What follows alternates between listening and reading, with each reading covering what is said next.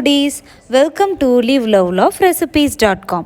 இன்னைக்கு நம்ம சேனல்ல நம்ம பார்க்க போற ரெசிபி என்னன்னு பார்த்தீங்கன்னா கார்த்திகை தீபம் ஸ்பெஷலான தேனும் தினைமாவும் மாவிளக்கு எப்படி செய்யறதுன்றத தான் பார்க்க போறோம். பொதுவாகவே இந்த தேனும் தினைமாவும் எல்லா முருகன் டெம்பிள்லையும் ஒரு பிரசாதமாக கொடுக்குற விஷயந்தான். பழனிமலை முருகன் டெம்பிளில் கூட பார்த்திங்கன்னா நம்மளுக்கு தேனும் தினைமாவும் பிரசாதமாக கொடுப்பாங்க. ஸோ அப்படிப்பட்ட அந்த தேனும் தினைமாவும் வச்சு எப்படி இன்றைக்கி நம்ம மாவிளக்கு செய்கிறதுன்றது தான் இன்றைக்கி நான் செஞ்சு காட்ட போகிறேன். இதுக்கு ஃபர்ஸ்ட் ஒரு சாஸ்பேனை ஹீட் பண்ணிக்கலாம். அதில் இந்த மாதிரி 3/4 கப் இருக்கிறது, அதாவது 50 கிராம்ஸ் கரெக்டாக இருக்கும். அந்த அளவுக்கு இருக்கிற தினையை நம்ம ட்ரையாக ரோஸ்ட் பண்ணிக்கணும்.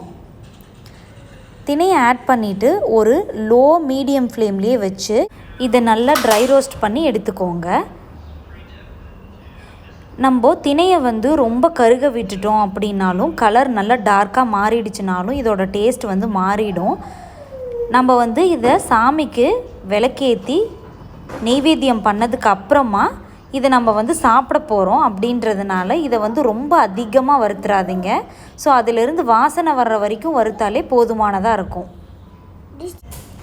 இப்போ பார்த்திங்கன்னா முன்னாடி இருந்ததை விட நம்ம தினை நல்லா ட்ரை ரோஸ்ட் ஆகி சூப்பராக ரெடியாகி வந்திருக்கு. ஸோ இந்த அளவுக்கு நல்லா ஃப்ரை ஆனதுக்கப்புறமா நம்ம அடுப்பை சுவிட்ச் ஆஃப் பண்ணிடலாம். இதை ஒரு மிக்சிக்கு மாற்றி வச்சுக்கலாம். இப்போது தினையை நம்ம ஒரு மிக்சிக்கு ட்ரான்ஸ்ஃபர் பண்ணிடலாம். அதே சாஸ்பேனில் ஒரு 3 to 4 டேபிள் ஸ்பூன்ஸ் அளவுக்கு அரிசி மாவை ஆட் பண்ணி நல்லா கலந்து விட்டுக்கலாம். நான் ஆக்சுவலி என்ன பண்ணியிருக்கிறேன்னா ஃப்ளேமை ஆஃப் பண்ணிட்டேன். சாஸ்பேனில் இருக்கிற சூடு அதே மாதிரி ஸ்டவ்வில் இருக்கிற சூடு அதுலேயே இந்த அரிசி மாவை நல்லா ரோஸ்ட் பண்ணிக்கிறேன். ஓரளவுக்கு சூடானாலே நம்மளுக்கு அரிசி மாவு போதும். ரொம்ப கலர் சேஞ்ச் ஆகிற அளவுக்குலாம் பண்ண தேவையில்ல. தொட்டு பார்த்தா கை பொறுக்கிற அளவுக்கு சூடு இருக்கணும். இப்போது அதையும் நம்ம மிக்சியில் போட்டு இதை நல்லா ஒரு ஃபைன் பவுடராக தினையையும் அரிசி மாவையும் அரைச்சி எடுத்துகிட்டு வந்துட போகிறோம். இப்போ பார்த்திங்கன்னா நம்ம தினையும் அரிசி மாவும் சூப்பராக பவுடர் ஆகி வந்துருச்சு. பார்த்திங்களா, இந்த மாதிரி கன்சிஸ்டன்சியில் இருந்தது அப்படின்னா கரெக்டாக இருக்கும். இப்போது இந்த மாவை நம்ம ஒரு பிளேட்டுக்கு ட்ரான்ஸ்ஃபர் பண்ணிடலாம். ஸோ தட் மாவிளக்கு பிடிக்கிறதுக்கு வாட்டமாக வரும். இப்போது இதில் நான் நாட்டு சர்க்கரை சேர்க்குறேன். நீங்கள் வெல்லம் கூட சேர்த்துக்கலாம். 4 டேபிள் ஸ்பூன்ஸ் அளவுக்கு நாட்டு சர்க்கரை சேர்த்து இதை நல்லா கலந்து விட்டுறணும். கட்டிகள் உருண்டைகள் எதுவும் இல்லாத அளவுக்கு நல்லா உடச்சி விட்டு நல்லா கலந்து விட்டுருங்க.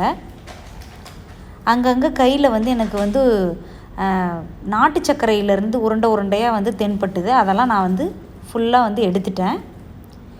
இப்போ இதெல்லாம் நாட்டு சர்க்கரை தினை அரிசி எல்லாம் நல்லா மிக்ஸ் ஆனதுக்கு அப்புறமா இதில் நம்ம தேன் ஊற்றி பிசைஞ்சிக்க போகிறோம்.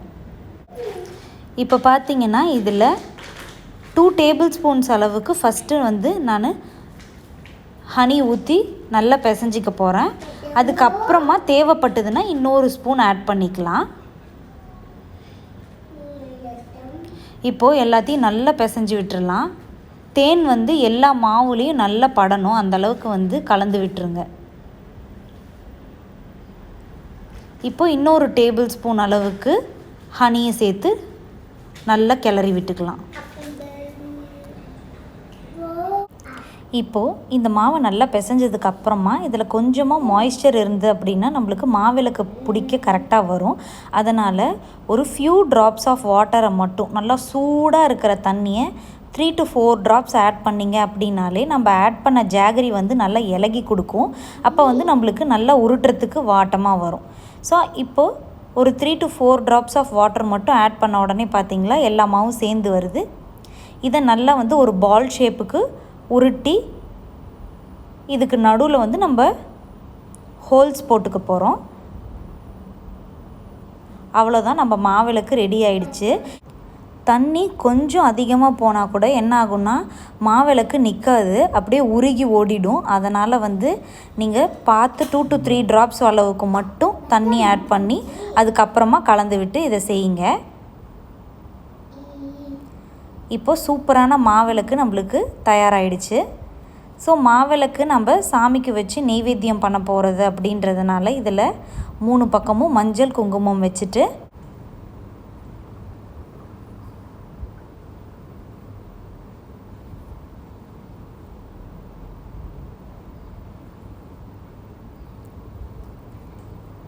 இப்போது இதில் நெய் ஊற்றிக்கலாம்.